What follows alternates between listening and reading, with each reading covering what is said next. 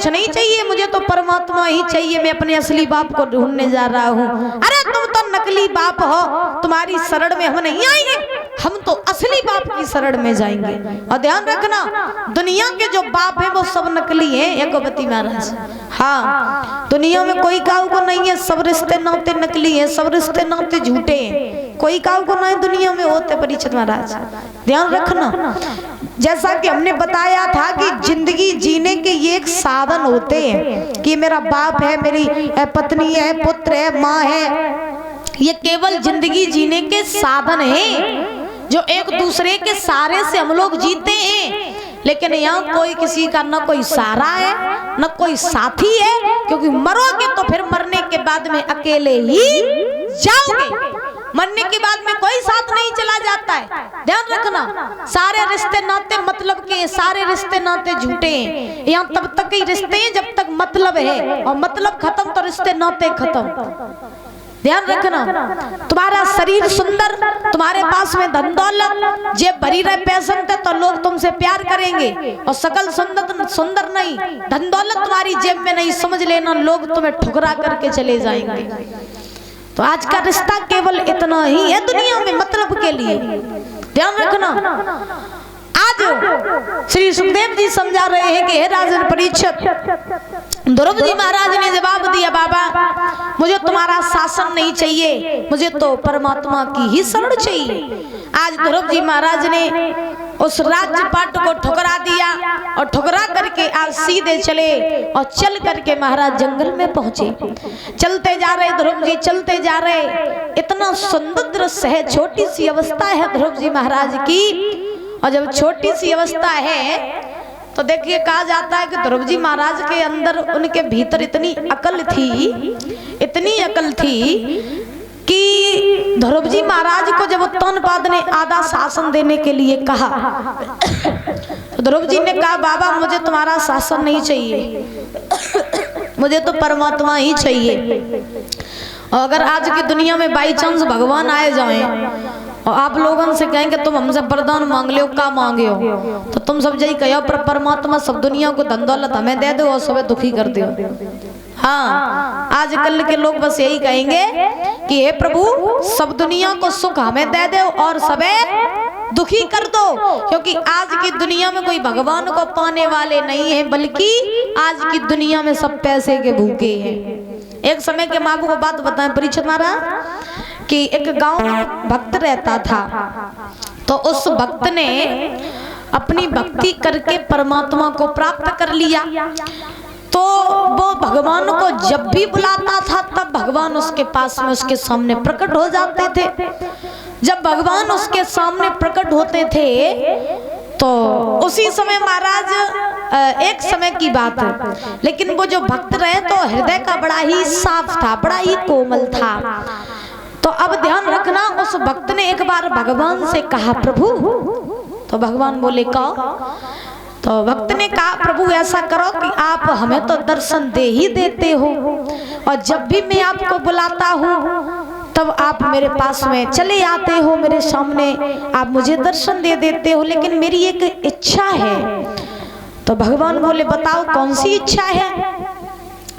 तो भक्त ने जवाब दिया, प्रभु मेरी ये इच्छा है कि आप ऐसा करिए कि जैसे आप मुझे दर्शन दे देते हो वैसे ही आप मेरे गांव वालों को भी दर्शन दे दो।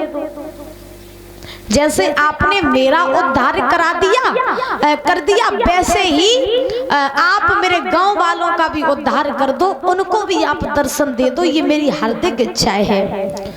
तो भगवान ने जवाब दिया, चलो भक्त है, भक्त की बात कैसे टाले।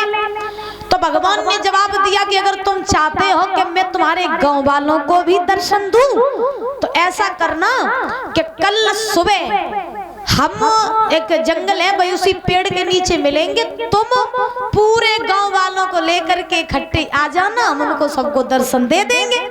भक्त ने जवाब दिया, बोले ठीक है प्रभु।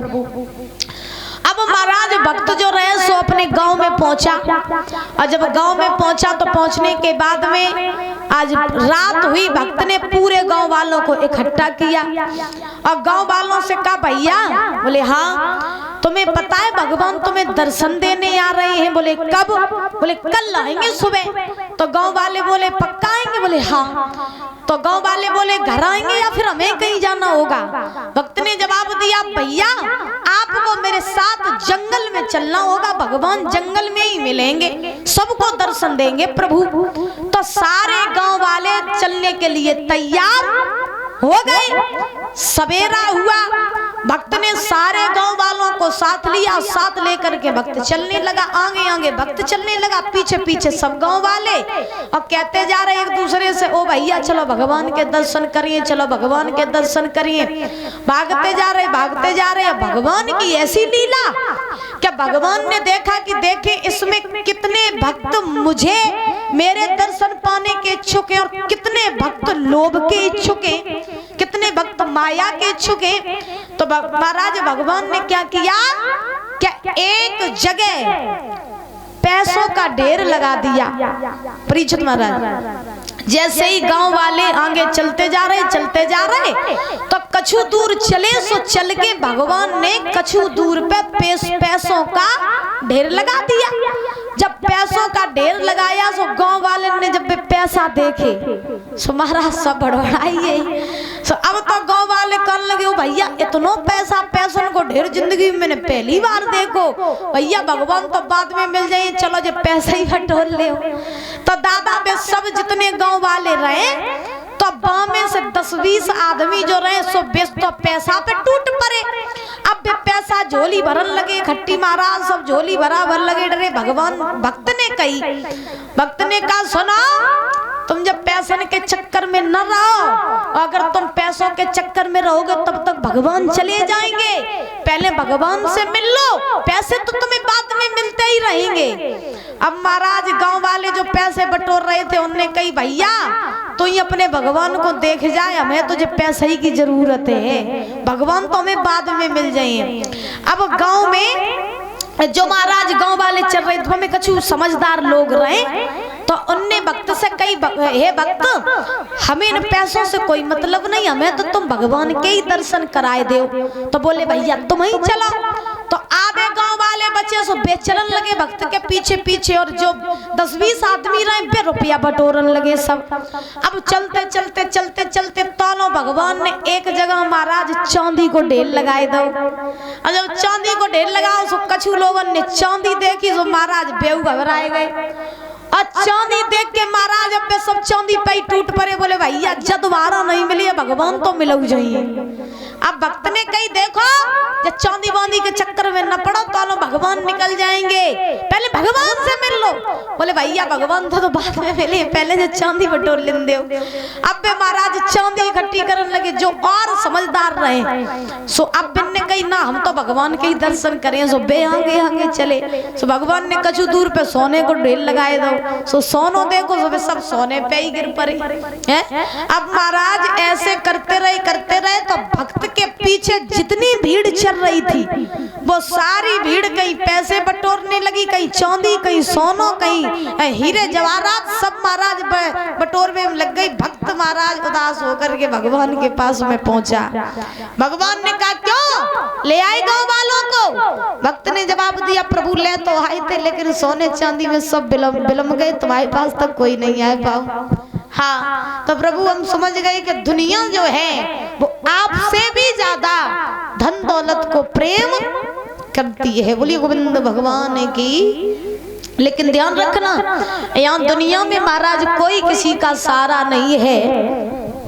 यहाँ पर केवल और केवल सारे रिश्ते नाते मतलब के हैं, सारे रिश्ते नाते झूठे हैं। और महाराज झूठे होने के साथ साथ जब तक आपकी जेब में पैसा और भुजाओं में ताकत तब तक सारे रिश्तेदार आपके हैं, घर परिवार आपके हैं। और जो महाराज पैसा खत्म, धन दौलत खत्म, तो महाराज रिश्ते नाते भी खत्म हो जाते हैं। ध्यान रखना आजकल अपना अपना नहीं हो रहा है, पराये से तो आस भी क्या करी जाए। बताओ भैया आज की दुनिया में अपना व्यक्ति अपना नहीं हो रहा है तो परायों से क्या उम्मीद रखी जाए, क्योंकि आजकल महाराज अपने लोग भी अपनों के लिए तलवार लेकर के बैठे हैं। आजकल भाई भाई को देखो महाराज, पैसे के ऊपर लड़ाई कर रहे हैं, घर परिवार के ऊपर लड़ाई कर रहे हैं, धन दौलत के ऊपर भाई भाई का दुश्मन बना बैठा है। पता नहीं आजकल के रिश्ते नाते कैसे हो गए हैं। जब मरते हो ना परीक्षित महाराज, तो मरने के बाद में जलाने वाले भी अपने ही होते हैं। जब मर जाते हो तो फिर लोग ये कहते हैं भैया कितनी देर और है, इसे जल्दी ले चलो और आग लगा दो चल करके, ज्यादा टाइम न लगा, क्योंकि फिर बाद में हमें भी बहुत से काम है। बहुत से लोगों के मन में एक शंका होती है, पता है कौन सी? हमने अपने कानों से सुना कि बहुत से लोग ये कहते हैं कि भैया जब मैं मर जाऊंगा तो मेरे मरने के बाद में इस घर का होगा क्या? तुम तो नहीं कहा परीक्षित महाराज है? नहीं कहा तो ठीक है, कहियो ना। हाँ, क्योंकि मैंने अपने कानों से सुना कि लोगों की एक बहुत बड़ी गलत फहमी होती है। लोग ये कहते हैं कि जब मैं मर जाऊंगा तो इस घर का होगा क्या? पहले तुम मर के तो देखो, तब पता चले कि घर को का हो का नहीं है। जब तुम मर जाते हो ना तो तुम्हारे मरने पर केवल 10-15 दिन ही शोक मनाया जाता है, ज्यादा से ज्यादा 1 महीना, फिर सब कुछ नॉर्मल हो जाए, जैसे चल रहा हो तो वैसे ही सब चलन लगा। जब आप मर जाते हो तो क्या आपके घर वाले खाना छोड़ देते हैं? बताओ परीक्षित महाराज, छोड़ देते हैं? नहीं छोड़ते हैं। जब आप मर जाते हो तो क्या लोग सोना छोड़ देते हैं, काम करना छोड़ देते हैं? नहीं छोड़ते हैं, क्योंकि विद्वान लिखते हैं कि जो महाराज अपने जिंदगी भर जिन्होंने किया ये मेरा है, वो मेरा है, मेरा पुत्र, मेरी पुत्री, मेरी पत्नी, मेरी माँ, दुनिया में कोई काऊ नहीं होते। विद्वान लिखते हैं